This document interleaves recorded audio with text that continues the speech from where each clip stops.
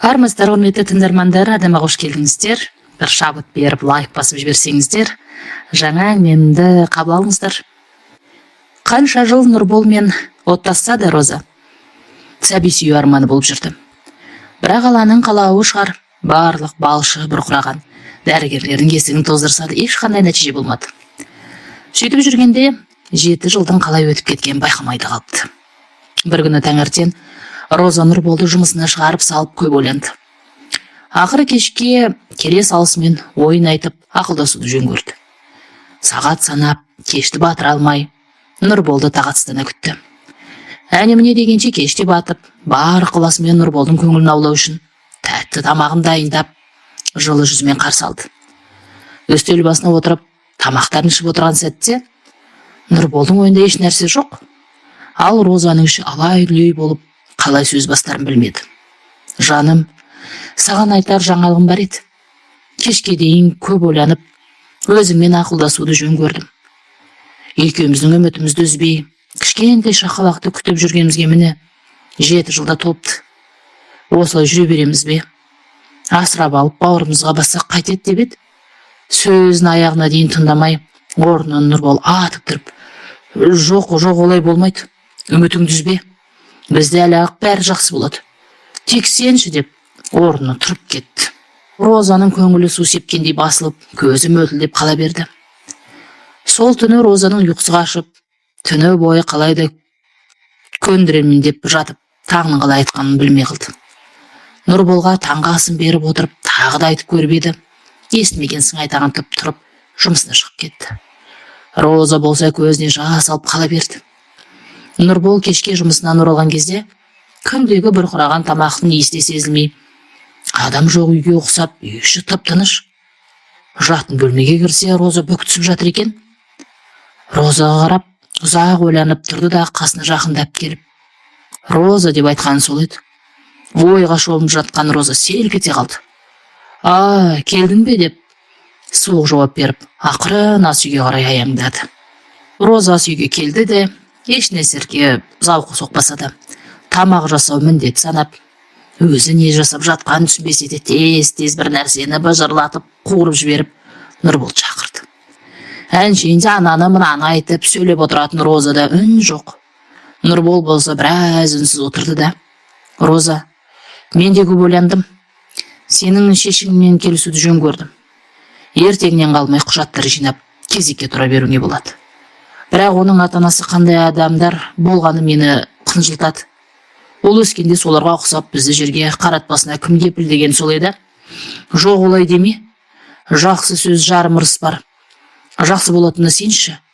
Көресің әлі-ақ деді. Розаның бар ой өткенде бір келіншектен естігені бар еді. Асырап алған көп ананың ана махаббаты оянып, өзі аяғы ауырлап қалуы да ғажап емес екен. Ой көкейін тесіп бара жатырды.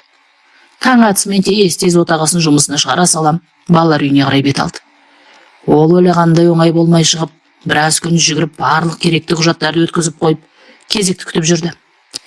Арада шай өткенде Розаның телефоны қоңырау шалып, кезегіңіз келді деген дауыс Розаны қуантып тастады. Қуаныштан қолдары дірілдеп, Нұрболға хабарласып, тезірек сол жақта кездесетінін айтып, киініп алып балалар үйіне қарай бет алды. Балалар үйінің алдында екеуі кездесіп ішке қарай бет алды. Розаның қуанышында шек жоқ. Ал Нұрбол болса, іші алай-дүлей болып, тегі қандай екен деп алаңдаулы. Тек Розаның көңілі үшін барлығына келіскен еді. Асыға күткен сәбилерін, қыз баланы қолдарына алып, үйлеріне қарай асықты. Тіпті ештеме сұрамастан, қол қой деген жерін бәріне оқымастан қолдарын қойды. Роза тіпті жол бойы атында ойластырып қойған екен. Үйге келген бір шуақ болсыншы деп атын Шуақ қойды. Араға 5 жыл салып Шуақтың туған күні тойлатамыз деп барлық достарын шақырып, шапқылап жүріп, Роза өзінің әлсіз болып жүрген ешкімге білдірмеді. Бірақ Нұрбол барлығын сезіп, ауруханаға баруға көндіріп көріп еді. Онсынан түк шықпады. Бір кезде Роза бас айналып жерге құлап қалған есінде. Ары есінде түк жоқ. Оян көзін ашса, аурухана төсегінде екен. Менде бәрі жақсы үйге кетейік деп орнынан тұра берген сол еді. Нұрболдың көзіндегі жасты көріп шошып кетті. Ал ол қуаныштың жас екенді сезбеді. Сол кезде Нұрбол: жатып тынығып ал, енді саған тыныштық, күтім керек деп әлек. Ештеңе түсінбеген Роза не боп қалды деп аң-таң. Ал Нұрбол болса, қуанышы қойнына сыймай, біздің енді өзіміздің баламыз болады деп бастап еді. Бірден біздің өзіміздің баламыз бар, ол Шуақ деп қатты сөйлеп жіберді. Ал бұл бала екіншіміз болады, қателеспе деп жаман көзімен бір қарады. 9 ай, 9 күн өтіп, ай күні жетіп, Роза аман есен шекесі торсықтай ол баланы дүниеге әкелді. Нұрболдың қуанышына сыймай, өз қаным, ұрпақ жалғаушым, арманым деп атына Арман деп қойды. Арада айлар, жылдар өтіп, Арман 20-ға, ал Шуақ 25-ке толды. Розаның бұрынғыдай денсаулығы жоқ, төсек тартып жатып қалған. Ал Нұрбол жұмысынан шығып қалып, үйде жұмыссыз. Бар үйдің барлық шығыны Шуақтың мойнында еді. Шуақ барлық үйдің шығынын мойнына алып, анасын емдетуге артылған ақшасын ешкімге білдірместен жинап жүрді. Арманның оқуында төлеп, барлығына үлгеруге тырысып бақты. Ал Арман болса, ауру шешесінде ештеңені ойламастан сабаққа кеттім деп, жолдастарымен қаңғыруды әдет қылып жүрді. Үйге қонуды да азайтып, сабақты мүлдем ұмытты. Нұрбол болса істейтін іс жоқ, кешке дейін телевизор көріп, болмаса көрші қолаңмен аулада әңгіме айтып, уақытын өткізіп жүрді. Біраз уақыт жұмыстыққа үйреніп алып, жұмыс істеуге де тырыспады. Роза қызына жан ашып, жалғыз қалып қалар мекен, тұрмысқа шыққан армандап жүрді. Түнімен жатса да тұрса да Шуақтың бақытын тілеп, құтты орнына қондырсам деп ойға шомып жатып ұйықтайтын. Шуақ ешкіммен кездеспек түгелі таныспайтын да, себебі уақыты жоқ. Жұмыстан соң тура үйге қарай тартатын. Тезірек жетіп, ата-анасын тамағын дайындап, анасын көңілін аулап, сырласу еді. Арман сол бойы апталап еміс, енді айлап қонбайды шығарды. Сөйтіп жүріп, жаза басқанын байқамай қалды. Ақша іздеп, тірілтіп тұратын күйге түсті. Үйге келген кезде Шуақ көңкілдеп жүріп, киімдерін жуып, тамағын беріп ақын айтатын. Ал оған құлақ асып жатқан Арман болса қайда? Тек бар ойы ақшаны қайдан алсам деген арам ой еді. Бір күні Шуақ таңғы аста, 4 көздері түгел кезде: мама, сізді емдетсем, біраз ақшада жинап қойдым деген сол еді. Арманның көзі жайнап кетті. Ендігі бар ойы қалайда сол ақшаны емдену еді. Шуақ пен Арман анасын Мәскеуге емдеуге жіберетін болып шешіп, барлық құжаттарын дайындап қойды да, тек дәрігердің қоңырауын күту ғана қалды. Бір күні Шуақ жұмысында отыр еді. Арман қоңырау шалып: Шуақ, маған жаңа ғана дәрігер хабарласты. Барлығы дайын, тез арада ақшаны аудару керек екен. Сенің қолың тимейтін шығар, мен қазір сабақтан сұранып шықтым, бірге барайық деп өтірік сөйлеп тұрды. Әдейі Шуақтың шыға алмайтынын біліп, айтқан айласы еді. Ал Шуақтың ойында ештеңе жоқ. Сен қазір тез менен ақшаны алып кетте, салып жібересің ба деп айтқаны сол еді. Арманның жүзі жайнап кетті. Күткені де осы еді. Әрине, анам үшін бәріне дайынмын ғой деп Шуақты сендірді. Біраз уақыттан соң Арман қомақты ақшаны алып, баяғы жын ойнағына қарай жол тартты. Жарты сағаттан соң Шуаққа қоңырау шалып, барлығы жақсы, 10 күннен соң апам жол жүретін болды деп сендірді. Шуақ байғұс қыз бар жинап терген далаға кеткен қайдан білсін. Кешкісін үйіне барып, Арманмен сөйлесуге асыға келбеді. Оның әлі келмегенін естіп таңырқап қалды. Банкке барып, барлық құжаттарды өткізіп, үйін кепілге қойып, Нұрбол қомақты соманы Арманға ұстатты да: балам, бизнесіңді жүргізі, мен саған сенемін. Менің атымды шығарасың әлі-ақ деп арқасынан қағып қойды.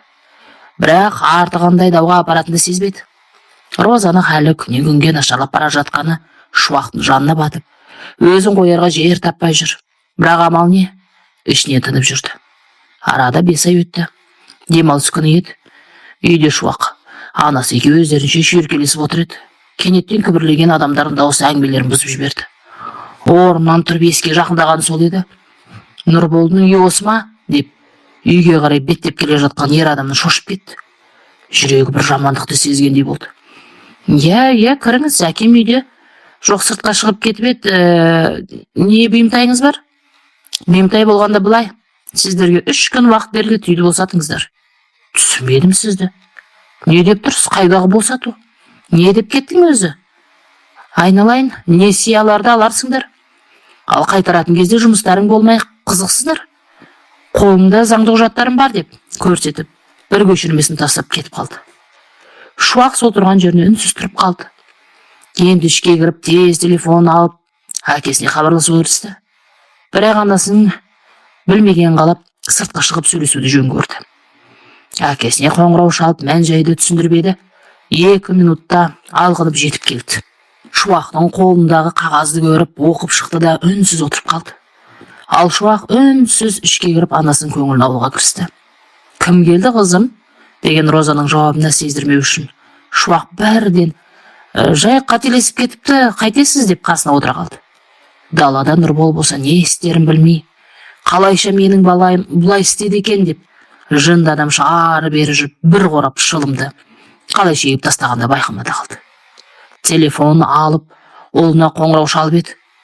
Телефон өшірулі екен. Арман сол бойы оралмады. Себебі енді айтар сылтауы жоқ. Бірақ өзінің кінәсін мойындау, кешірім сұрау деген ойына кіріп шықпады. Үй бетін көрмей қашып жүргеніне міне айдың жүзі болды. Ал ата-анасы үйінен айырылып, пәтер жағалап жүргенмен жұмысы жоқ. Бір бөлмелі пәтерде Шуақ ата-анасымен бірге тұрып жатты. Іші алай-дүлей болып жүрсе де, сыр білдірмеді. Анасының дәрі-дәрмегіне ақша тауып, біреуінің өзі қиындап кетті. Роза болса мүлдем сөйлеуден қалып, осындай баланы дүниеге әкелген үшін өз-өзін іштей кінәлап жүрді. Тезірек өмірмен қош айтыссам деген арманы болды. Ұлының өлсем, өлігіме де келмесін деп Нұрболға ескерту жасап жүрді. Нұрбол болса не істерін білмей, ақылдастықпай істеген үшін өз-өзін іштей жеп жүр. Сырттан барлығын бақырап жатқан Роза мен өлсем, Шуақ өз теңін тапса қалай болар екен деп, жарының күйіне де алаңдаулы еді. Күндер зымырап өтіп жатты. Таң атысымен Шуақ ұйқысынан тұрып, жұмысына шығар алдында, күндегі әдетінше анасын бір иіскеп кетуге, қасына барып бетін сүйейін деп, жақындағанда шошып кетті. Себебі анасының жатысы бір түрлі ұнамаса да, денесі тап-таста еді. Әке деп айғай салды. Шырт ұйқыда жатқан Нұрбол не болғанын түсінбей, атып тұрып жүгіріп келді. Қасына жақындағанда-ақ іші бәрін сезді. Шуақ бәрі жақсы, алаңдама. Аллаға да жақсы адамдар керек қой деп жұбатты да, не істерін білмей, абырап сасқалақтап, біресе есікке қарай, біресе қайта ішке қарай жүгіріп, не істеп жүргенін өзі де түсінбеді. Ал Шуақтың көзі шаранасынан шығып, апа деп құшақтап айғайлай берді. Анасын жер қойнауына тапсырып, Шуақ бір түрлі күй кешіп, ештеңкеге де зауқы соқпай жүреді. Тіпті жұмысына да бармады. Осы уақыт ішінде жанына жылу сыйлап, сырласы да, мұңдасы да болған анасы да енді жоқ. Нұрбол болса, шарадай басы шақшадай боп, тіпті не ойларында білмеді. Арман болса анасының өмірден өткен естіп келіп еді, әкесі ләм деп жауып, аузын ашпастан бетінен шапалақпен тартып жіберіп қуып шықты. Өзінікін дұрыс болмады, мынауым анамнан айырылдым ау деген сезімді де сезінбеді. Әкесі ұрған кезде маған қол көтердің деп іштей ренжіп кетті де алды. Нұрболдың енді бар уайымы Шуақ. Өзі теңін тауып кетсе, менің жағдайым не болады деп жүрді. Пәтер ақысы, ішіп жүрген асы, тіпті шылымын да Шуақтың мойындайды. Сол себепті де күнде жатса да тұрса да, Алладан Розаның қасына апаруын тілейтін еді. Шуақтың жұмысқа бармай жүргеніне бір адамды ғана алаңдататын еді. Ол қанша уақыт болса да өз сырын білдіре алмай жүрген жасы үлкен сұр бойдақ бастығы еді. Не болса да Шуаққа көмек қолын созып, көңілін аулайын деп, көп ойлана қоңырау шалды. Тұтқаның ар жағынан бастығының дауысын естігенде таңғалып қалды. Ертесіне жұмысқа шығуға уәде берді. Жұмысқа барғаны сол еді, бастығы бірден бөлмесіне шақыртты. Барлығы жақсы ма? Анаңнан айырылу оңай емес екен түсінем. Бірақ тірі адам тіршілігін жасау керек деп, жұбатуын қанша күн дайындалып жүріп әрең айтты. Шуақ болса үнсіз басын тек изеп қана отырды. Арада бір жыл өтті. Анасының жылын беріп, Шуақ енді ғана көңіл бөле бастады. Оның себебі, оның да көңілі сол күнде гүлін сыйлап жүрген бастығы Айболды еді. Анасының жылын берген соң Айбол кешкі асына шақырып бірден күте шаршадым, енді маған жар боласың ба деп ұсынысын жасады. Шуақтың екі беті қызарып, бірақ жүрегі қалап тұрған жанға қалай жоқ десін. Бірақ ұсынысы бар екен бірден ескертті. Әкесіне және інісі Арманды тауып емдеуге еді. Тек Шуақтың жанында болған қалаған Айбол келсе кетті. Ертесіне Айбол барлық таныстарын салып жүріп Арманды тауып бірден емдеу орталығына жатқызып тастады да Шуаққа да жақ ашпатты. Айбол әкесі Нұрболды да өз фермасына күзетші қылып орналастырды. Армандаған Шуаққа да қолы жетіп екеуі отау құрды. Шуақ анда-санда інісін тапты ма, не болып жатыр деп сұрап жүрді. Бірақ Айбол жақ ашпатты. Әлі хабар жоқ деп алдап жүрді. Оның да өз себебі болды. Аман есен ендетіп Арманды адам қылу мақсат еді. Міне бүгін Арманның емделу орталығында жатқаны 2 айдан асқан еді. Ол барлық жаман әдетінен толық айырылмаса да жақсы жаққа қарай бет бұрған еді. Сол орталықта жатқанда бір мейірбике қызды сырттай көзі түсіп жүрді. Сол қыз жұмысқа түскен күні тіптен жуас, тәртіпті болып көріну үшін тырыспағатын. Ал ол қыз оның бәрін байқап жүрді. Бірақ сыр білдірмеген сыңай танытып жүрді. Арада 5 ай өтті. Арманды толық айығып енді міне үйіне оралатындай сәт жетті. Осы аралықта мейірбике қыз екеуі бір-біріне бауыр басып та қалған еді. Бір-бірін қимай қош айтысты. Арман келіп тұруға уәде етіп, далаға жиналып шыққаны сол еді. Бір дауыс елең еткізді. Жақсы бір машинаның терезесі ашылып отыр деп салып алып жүйткей жөнелді. Арман сасқаннан қалай отырғанын өзі де сезбей қалды. Қайда бара жатырмыз, сіз кімсіз деген сұрақ қойып еді. Тыныш отыр, қазір көресің деді де Айбол жақ ашпай отыра берді. Бірақ сол күні Шуақтың туған күні еді. Соған тосын жасау үшін әбден әбігерге түсіп, дайындалып, көп ойланып тапқаны осы еді. Шуаққа: сен әкеңнің үйіне бара бер, мен қазір бір жұмыстарымды бітіріп барамын. Кетіп қалған болатын. Шуақ болса іште өкпелеп, туған күнім ғой, құттықтамады деп ашулы еді. Әкесінің үйіне барса біраз түрлі азық-түлік тұр екен. Әкесі болса солар жайғастырып жатыр еді. Шуақты көріп қуанып кетті. Себебі жалғыздықтан әбден мезі болған еді. Шуақ: әке, келіңіз, мен өзім бәрін жасаймын, неге мұнша көп алғансыз дегенде әкесінің жауабын естіп таң қалды. Жаңа ғана Айбол беріп жіберді деп бір жігіт әкеп тастап кетті қызым. Шуақтың туған күні Нұрболдың да есіңде жоқ еді. Не болса да жақсылап стол жасап, шай ішейік деп Шуақ дастарханға заттарын дайындауға кетті. Әкесімен шай ішуге дастарханға отырған сол еді, есік ашылып Айбол кіріп келді.